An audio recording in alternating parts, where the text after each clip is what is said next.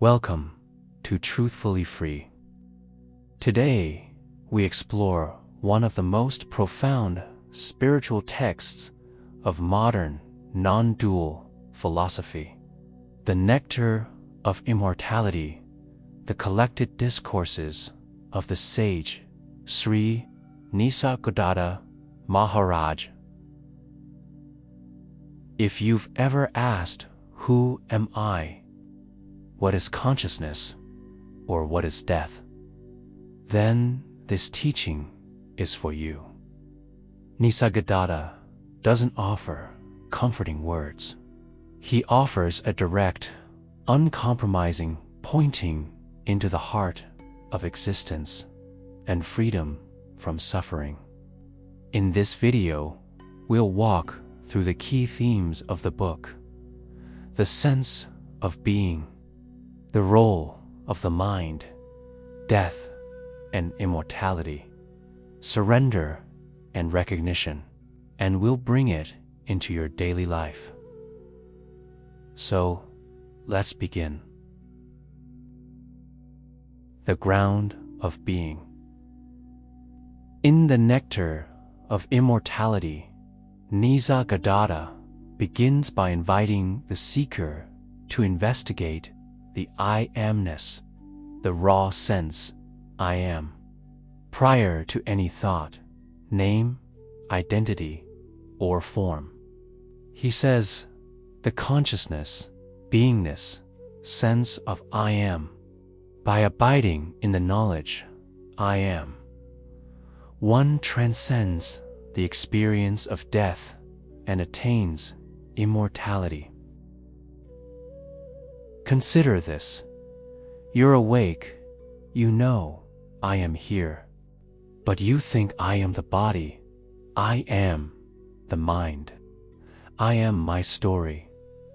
Nisargadatta asks, what if the I you identify with is not who you are? What if you are the open, aware presence in which all of that appears?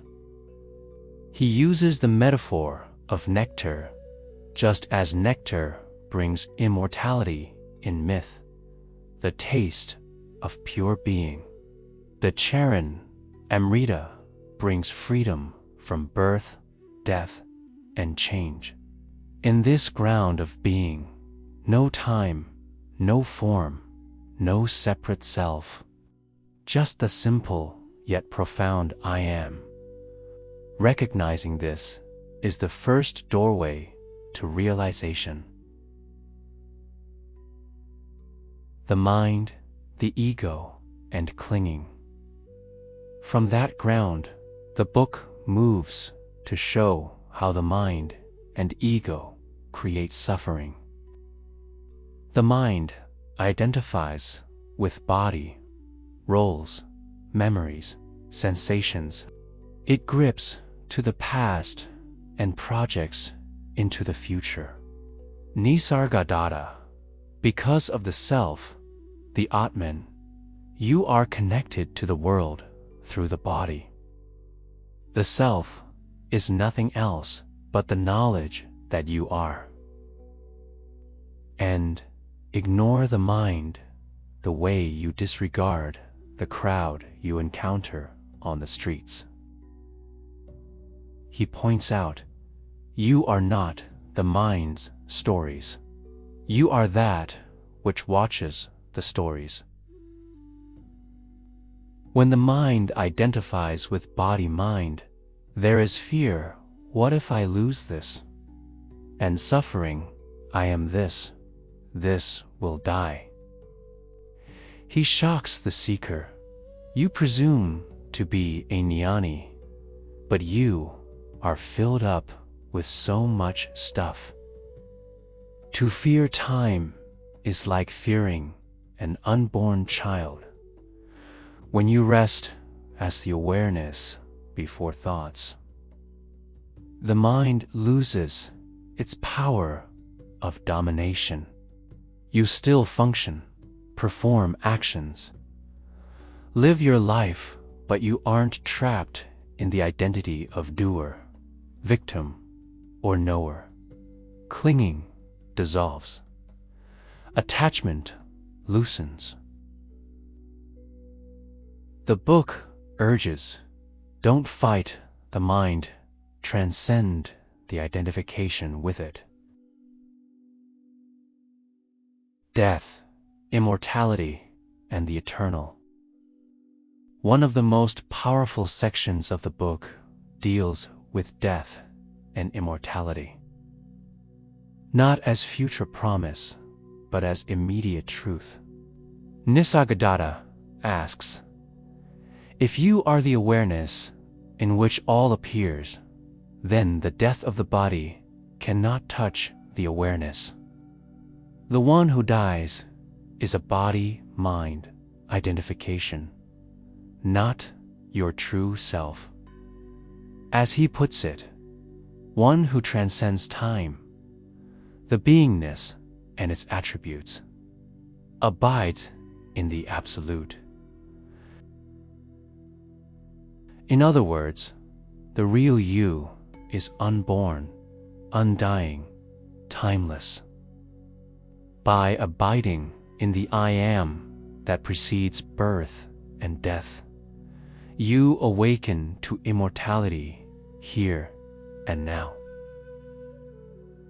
In the book, he uses examples, a person wondering how to feel peace of mind, how to escape suffering. The answer: meditate on I amness, abide there, and you will see that your root isn't in form, but in the formless. This doesn't mean you ignore life or responsibilities. It means you live from a dimension beyond fear of loss, beyond the drama of change. Life flows. You are the stillness in which it flows. Surrender, grace, and the Guru lineage. While Nisargadatta emphasizes direct realization, he also speaks of surrender and the role of the teacher, the Guru, and devotion. In the book, he uses terms like Guru, Charan, Amrita, the nectar of the Guru's feet, to signal the grace which dissolves the ego's resistance. He says, if you could just give up all other spiritual efforts and disciplines and absorb yourself in relishing the Charan, Amrita, the mind will release you from its clutches. The point, true spirituality is not accumulation of techniques, but a sacred surrender to being, a letting go of I will do it and a resting as I am that I am. The Guru's value is to point you into your own awareness. The realization must dawn in you. This theme invites a paradox. You must do nothing, yet be fully awake. You must act without being the actor.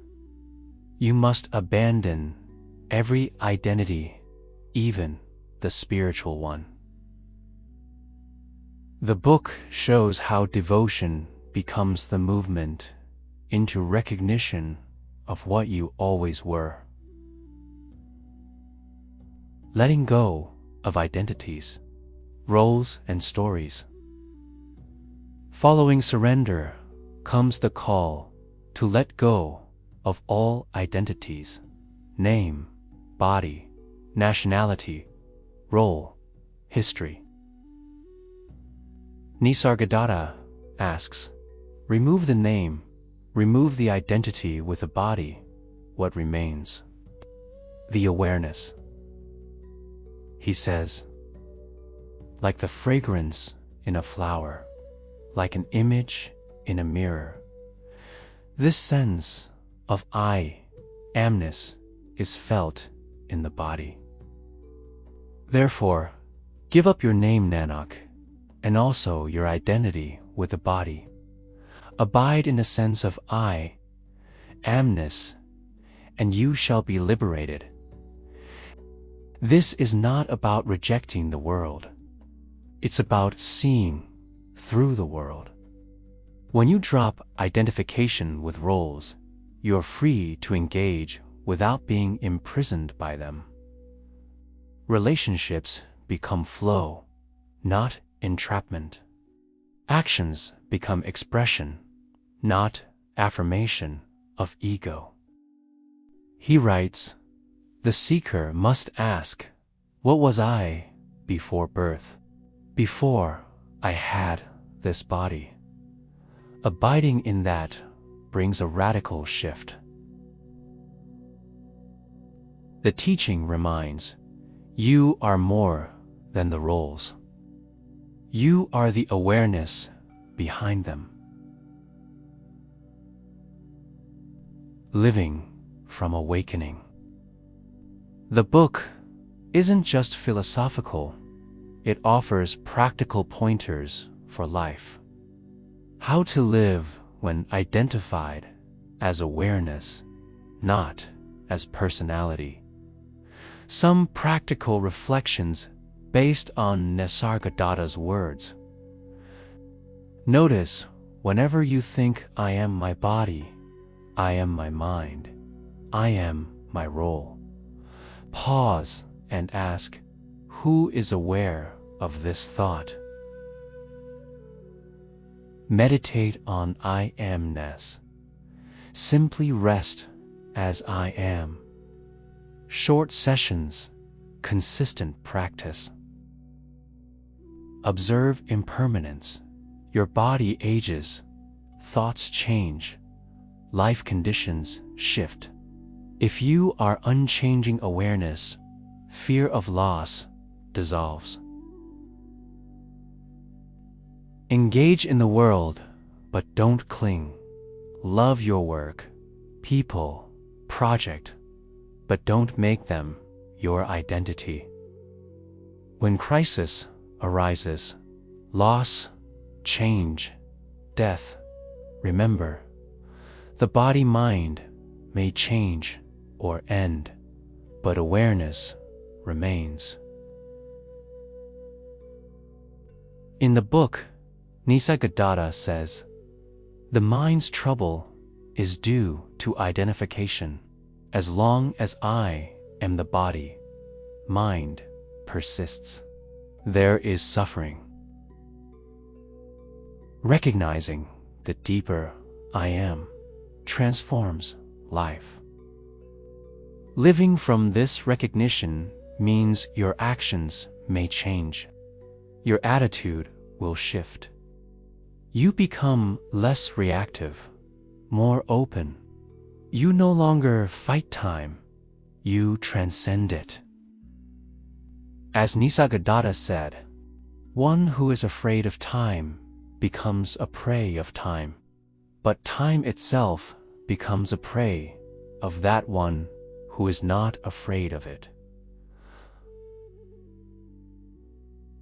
Let's summarize what we've explored. At the root is the sense I am, pure being, awareness, the unmoving ground. The mind and ego create suffering through identification with body, thoughts, history. Death and immortality. You are awareness, unborn, undying. Fear of death dissolves. Surrender and grace. Give up spiritual striving. Rest as being. Let go of all identities and roles. Abide as what you always were. Live from awakening. Engage the world from presence, not personality. The Nectar of Immortality invites you not to become something new, but to remember what you already are.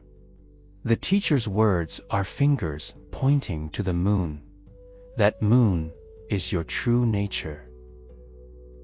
If this journey in the Nectar of Immortality has stirred something in you, remember, realization is not a destination, it's a recognition. Know one day when it's available now. The sage Nisargadatta said it simply. Abide in the consciousness, the source of concepts and language. The mind will relinquish its dominion. So pause now, take a breath, feel the sense, I am. Don't think about it, just be it. See what is here. Thank you for joining Truthfully Free. If this resonated, like, share, subscribe, and take one step today toward living not from roles, but from presence. Until next time, walk gently, live openly, and discover your freedom.